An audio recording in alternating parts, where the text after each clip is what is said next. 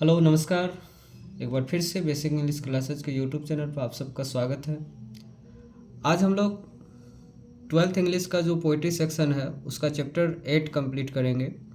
इससे पहले हम लोग 7 चैप्टर कंप्लीट कर चुके हैं। अगर आप नहीं देखे तो प्लीज़ आप लोग एक बार जाकर उसको देखिए। तो चलिए आज हम लोग शुरू करते हैं नेक्स्ट चैप्टर को, जिसका नाम क्या है, फायर हिम। फायर हिम का मतलब क्या होता है? अग्नि स्तुति होता है।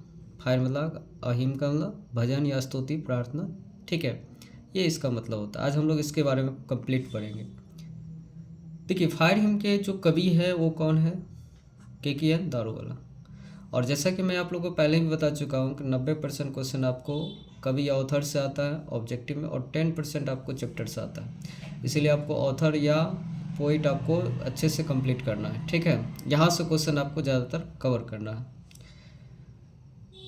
तो अगर हम लोग KKN दारूवाला के बारे में जानते हैं तो इसका बॉर्न जो है, बॉर्न 1937 में हुआ है। और इसके डाइट के बारे में चर्चा नहीं किया गया। आपकी बुक में भी इसके डाइट नहीं दिया हुआ, इसका मृत्यु कब हुआ वो नहीं दिया हुआ, ठीक है।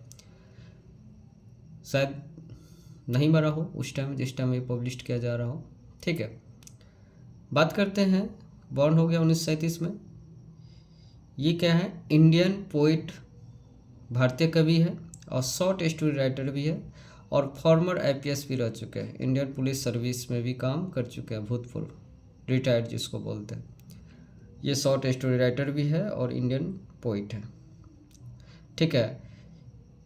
Recipient of the Sahitya Akademi award in 1984 for his poetry collection. मतलब क्या? इसको पोइट्री कलेक्शन के लिए, कविता संग्रह के लिए इसको 1984 में साहित्य अकादमी अवार्ड मिला था। ये उसको प्राप्त करता है, ठीक है।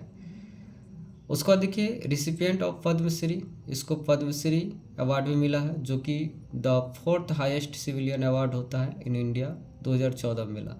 इसका मतलब क्या हो, 2014 में इसका क्या है, इसको जब अवार्ड मिला है तो हो सकता है जीवित हो, चूँकि 1937 में इसका बॉर्न ही हुआ है, ठीक है। इसीलिए इसका इसमें डेड नहीं दिया है, ठीक है। तो बताइए 1984 में यहाँ पर उसको साहित्य अकादमी अवार्ड मिला पोइट्री कलेक्शन के लिए, और 2014 में उसको क्या मिला? पद्मश्री मिला। और पद्मश्री क्या होता है? ये चौथे सबसे बड़ा इंडियन क्या कहते हैं, इंडियन सिविलियन अवार्ड होता है इनका, ठीक है। तो ये आपको यहाँ से क्लियर कर हो गया। ये कॉमनवेल्थ पोइट्री अवार्ड भी इसको मिल चुका है, ठीक है। तो ये आप याद रखेंगे, इनका कुछ इनसे संबंधित कुछ आपको ऑब्जेक्टिव है। बाद बाकी देखिए इसका इंपॉर्टेंट वर्क्स क्या है उसको समझते हैं। The keeper of the dead, under Orion, crossing of rivers and apparition in April, ये सब के लेखक कौन मिलेगा आपको? KKN दारूवाला। देखिए इस चैप्टर का थीम क्या, फायर हिम चैप्टर का क्या थीम है उसके बारे में थोड़ा जानते हैं। In this poem the poet describe the scene of, ये बर्निंग घाट। इस चैप्टर में एक बर्निंग घाट के बारे में डिस्क्राइब कर दिया गया। डिस्क्राइब का मतलब होता है दर्शाया गया है, बताया गया। अब बर्निंग घाट क्या होता है? जिसको हम लोग शमशान घाट बोलते हैं, जहाँ पे चिताएँ वगैरह सब जलाया जाता है, उसको हम लोग बर्निंग घाट बोलते हैं। बाद में देखिए आपके एग्ज़ाम में जो क्या है, लॉन्ग क्वेश्चन में आपको समरी पूछा जाएगा, 5 मार्क्स का समरी पूछा जाता है। तो ये समरी देखिएगा, यहाँ पर हमने इस चैप्टर से संबंधित लिख चुके हैं और लिखा है VVI फॉर एग्जामिनेशन। तो आप इसको लिख सकते हैं स्क्रीनशॉट लेकर के, ठीक है, याद करके। बाद बाकी हम लोग इस चैप्टर का और भी समझते हैं इन डिटेल में कि आखिर इस चैप्टर में क्या कैसे मतलब थीम है, या क्या किससे संबंधित आपका इसमें बात किया गया। ये बात तो समझ गए, एक बर्निंग घाट का चर्चा है, एक जलता हुआ चिता की चर्चा है। ये एक प्रकार का आप कह सकते हैं एक रिलीजियस पोएम भी है, धार्मिक पोएम है। बात समझ गए? तो अगला देखते हैं पैराग्राफ वाइज की क्या होगा। बाद बाकी आपके एग्जाम के लिए समरी है, आप इसको लिख सकते हैं, 5 मार्क्स प्राप्त कर सकते हैं। तो अगला पैराग्राफ देखते हैं, अगला पैराग्राफ वाइज देखते हैं कि क्या कैसे इस चैप्टर का थीम है, ठीक है। तो देखते हैं नेक्स्ट पैराग्राफ। देखिए पैराग्राफ 1 क्या है, फायर हिम। फायर हिम जो है ना, देखिए पैराग्राफ 1 में क्या है, यहाँ से आपको पता होना चाहिए पहला पैराग्राफ में क्या है, ठीक है। इसका यहाँ पे हिंदी दिया हुआ, पहला पैराग्राफ आपको उसी पेज में, पिछले वाले पेज जो पढ़े वहाँ पे आपको इंग्लिश में लिखा हुआ है। हिंदी से ही समझ लेते क्या हम। फायर हिम एक यथार्थवादी कविता है जो के अंदारोवाला के द्वारा लिखी गई है।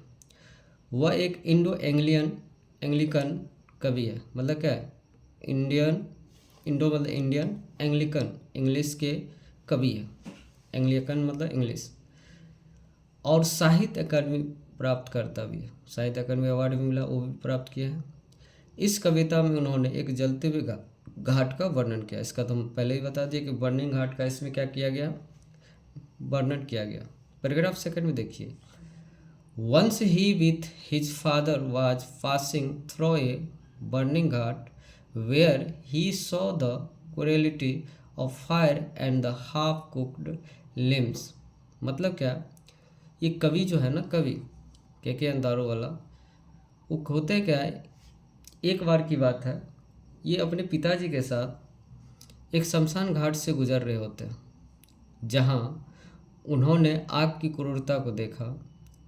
ठीक है, मतलब आग कितने क्रूर है उसको देखा।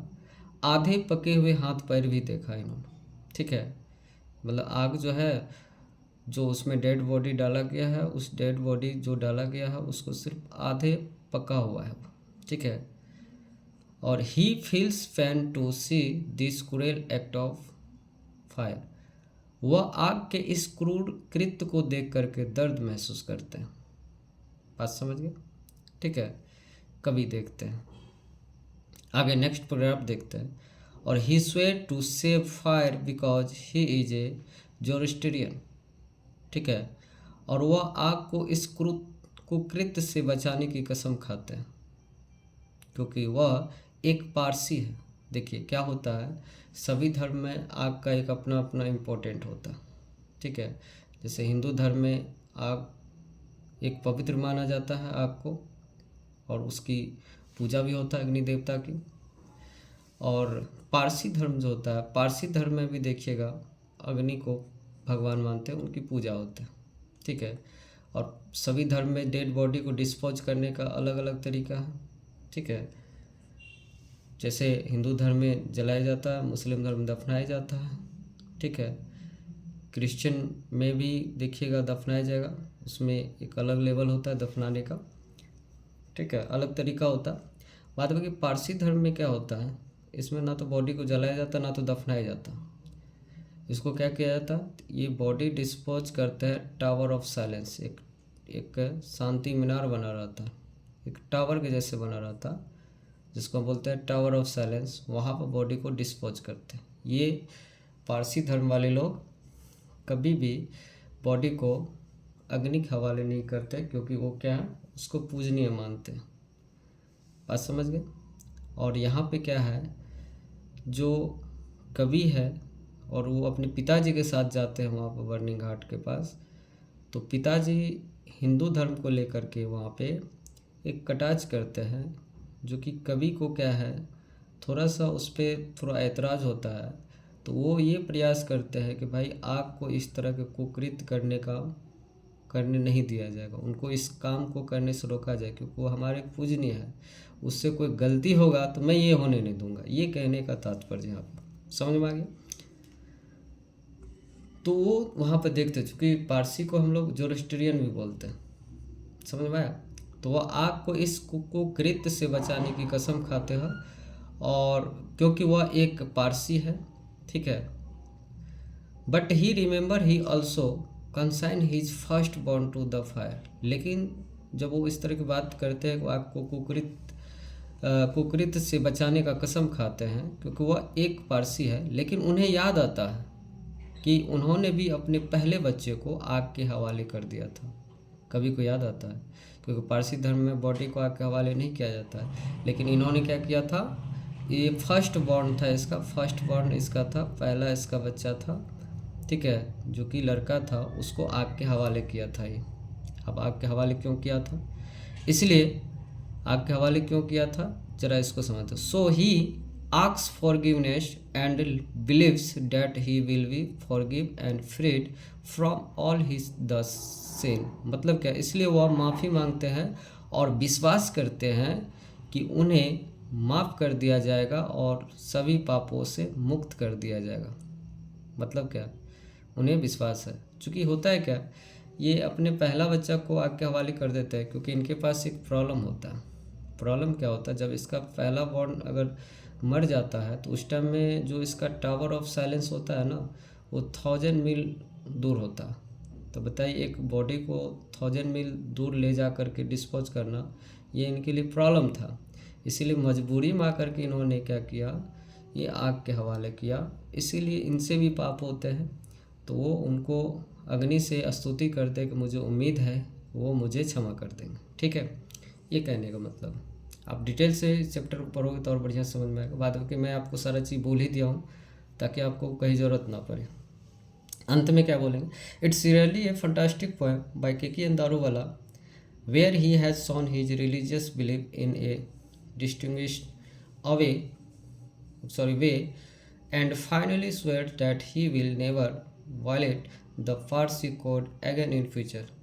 के.के. दारूवाला की यह वास्तविक में एक शानदार कविता है जहां उन्होंने अपनी धार्मिक मान्यता को बखूबी से दिखाया है और अंत में शपथ लेते हैं कि वह भविष्य में फिर कभी पारसी धर्म के नियमों का उल्लंघन नहीं करेंगे। वो शपथ ले लेते हैं कि भाई मुझसे गलती हो गई, क्योंकि मैंने मजबूरी बस आग के हवाले किया हुआ था। समझ में आ गया। इस चैप्टर से संबंधित जो ऑब्जेक्टिव होगा उसको देखते हैं। आप लोग भी करेंगे आंसर इसका क्या है। Who has compose the poem fire him. Fire him poem को किसने कंपोज किया, जस्ट बताया, के.के.एन. दारूवाला। ये राइट आंसर हो जाएगा भी। K K N. Daruwalla was the recipient of dash. ये क्या प्राप्त किए थे, कौन सी प्राप्त, पुलिटिजर प्राइज मिला था कि भारत रत्न मिला था कि साहित्य अकादमी अवार्ड मिला था कि ज्ञानपीठ अवार्ड मिला था। तो अभी जस्ट चर्चा कर चुके हैं, क्या है, साहित्य अकादमी अवार्ड मिला। नेक्स्ट क्वेश्चन देखते हैं और क्या है। देखिए नेक्स्ट क्वेश्चन क्या है, इसको समझते हैं। नेक्स्ट क्वेश्चन है, which of the following poet had been in police service also. कौन पुलिस सर्विस में भी रह चुके थे, तो बताइए, जस्ट बताए थे, आईपीएस भी थे, फॉर्मर आईपीएस थे, के.के.एन. दारूवाला। नेक्स्ट है, K K N. Daruwalla was not only a poet but also a dash. वो पोइट ही नहीं थे बल्कि क्या थे, सिविल सर्वेंट भी थे, याद रहेगा। The speaker in fire him belong to dash. वो कहाँ से बिलोंग्स करते थे, इंडियन थे कि अमेरिकन थे कि जोरिस्ट्रियन थे कि नाइजेरियन थे, तो आप इसका आंसर कर सकते हैं। तो ज़्यादातर आप धर्म से ही संबंधित यहाँ पूछ रहे हैं। वैसे इंडियन भी सही हो जाएगा चूँकि इंडिया से बिलोंग करते थे। सॉरी, इंडिया रहता तो सही हो जाता। कहाँ से बिलोंग करते थे, तो इंडिया से, ये तब सही हो जाता, इंडियन नहीं होगा। जोरिस्ट्रियन थे, पारसी थे, ये इस चीज़ से बिलोंग्स करते थे, ये राइट आंसर हो जाएगा। के.के.एन. Daruwalla receive the Sahitya Akademi award in dash, कब मिला था, तो 1984 में। ठीक है, नेक्स्ट क्वेश्चन देखते हैं। In the poem the poet is described as, किसके बारे में डिस्क्राइब करते हैं, तो जस्ट बताएं इससे पहले, एक जलता हुआ घाट के बारे में डिस्क्राइब करते हैं। The speaker is strolling near by A Ghat with his dash. बताइए, वह जो स्पीकर जो होते हैं, स्पीकर मतलब कवि जो होते हैं, वो किसके साथ घाट होके गुजरते हैं, बताइए, अंकल, फादर, ब्रदर, तो फादर के साथ गुजरते हैं। ठीक है, नेक्स्ट क्वेश्चन देखते हैं, question number 9। What did the poet see at the ghat. Poet जो है घाट पे क्या देखते हैं, तो क्या देखते हैं, एम्बर्स, अंगारे देखते हैं कि हाफ कुक्ड लिम्ब देखते हैं, अध जले अंग को देखते हैं कि बॉन्स को देखते हैं कि ऑल ऑफ द एबव, ये सब चीज़ देखते हैं, all of the above. Right answer इसका हो जाएगा। नेक्स्ट क्या है, what happened to the speaker after seeing the half cooked limb. बताइए 10 नंबर क्वेश्चन क्या कहता है, what happened to the speaker, क्या होता है स्पीकर को, ठीक है, after seeing the half cooked limb, अधजले जो अंग को देखते हैं तो क्या होता है। तो ये काफ़ी ज़्यादा डर जाते हैं, इनका एक उंगली जो होता है ना, उंगली ये मुड़ा हुआ होता है, डर के मारे ये ऐसे सीधा हो जाता है। ठीक है, ये क्या होता है, हीज फिंगर क्लेंच्ड, और उसमें ये पेन सा होने लगता है। ठीक है, तो ये राइट आंसर इसका ये हो जाएगा सी। हु इज फ्राइटेंड बर्निंग घाट, कर कौन डरते थे बर्निंग घाट से, बर्निंग घाट को देखने के बाद कौन डरते थे, तो भाई कौन डरते थे, तो पासर बाय, जो भी उस होके गुजरते थे सब डरते थे। The redness of the fire appear dash to the speaker, वो जो लालिमा था आग का, वो किस तरह का दिखाई दे रहा था, तो पूरी तरह से क्रूएल दिखाई दे रहा था, निर्दयी दिखाई दे रहा था। Where is the ghat located, घाट कहाँ थे, उसका लोकेशन क्या था, तो नियर बाय रिवर, एक नदी के किनारे। ठीक है, नेक्स्ट देखते हैं, where does a Zoroastrian dispose their body, Zoroastrian यानी पारसी जो होते हैं अपनी बॉडी को, मृत बॉडी को कहाँ डिस्पोज करते हैं, तो बताइए कहाँ, तो एक टावर बना रहा था शांति मीनार, वहाँ पर डिस्पोज करते हैं। और एक दो क्वेश्चन है उसको देखते हैं। देखिए एक दो क्वेश्चन और है, इसको देखते हैं। The poet is dash to see the cruel act of fire, वह कवि जो होता है ना, आग किसका, मतलब आग का जो क्रूएल रूप देखते, किस तरह का रूप होता है, तो पूरी तरह से कैसा लगता है देखने में, आग का जो क्रूरपन है, किस तरह से एक बॉडी को जलाते हैं तो किस तरह से दिखाई देता है, तो पूरी तरह से एक हॉरिफाइड दिखाई देता है, डरावना दिखाई देता है। Why is the poet regretting, कवि को पछतावा क्यों होता है, बिकॉज क्यों होता है उसको पछतावा, क्यों होता है, तो बताइए, because he had consign his first born to make flame, born to flame, क्योंकि उन्होंने पहले बच्चे को क्या किया, आग के हवाले कर दिया, इसीलिए इसको पछतावा हो रहा। समझ में आ गया, ठीक है, आई होप समझ में आ गया होगा। फिर भी कोई दिक्कत परेशानी होगा तो आप हमें कमेंट करके बता सकते हैं। I am not professional YouTuber, मैं प्रयास कर रहा हूँ आप लोग के लिए, आप लोग भी अगर सपोर्ट करेंगे और आप लोग भी अगर कुछ सजेस्ट करेंगे तो आपके लिए बेहतर से बेहतर क्वालिटी प्रोवाइड कर सकता हूँ। ठीक है, चूँकि अभी मैं आप लोग की सहायता कर रहा हूँ तो आप लोग प्लीज़ कोऑपरेट करें ताकि मैं आप लोग का लिए और भी अच्छे से अच्छे काम करूँ। कल हम लोग चैप्टर 9 पढ़ेंगे। ठीक है, तब तक के लिए विदा लेते हैं। Thanks for watching this video, तैयारी जारी रखें।